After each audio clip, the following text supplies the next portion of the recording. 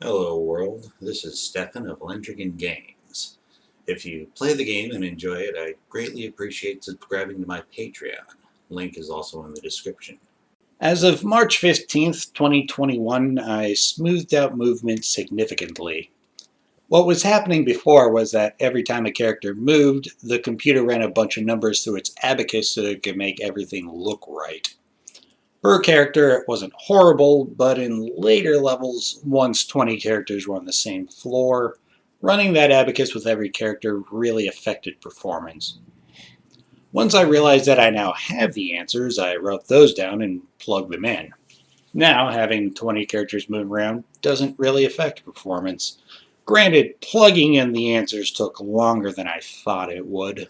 The first problem was, of course, my fatal weakness, small details. I'd tell the computer, put number X in place Y, and it would tell me that place Y isn't a place because I described it incorrectly.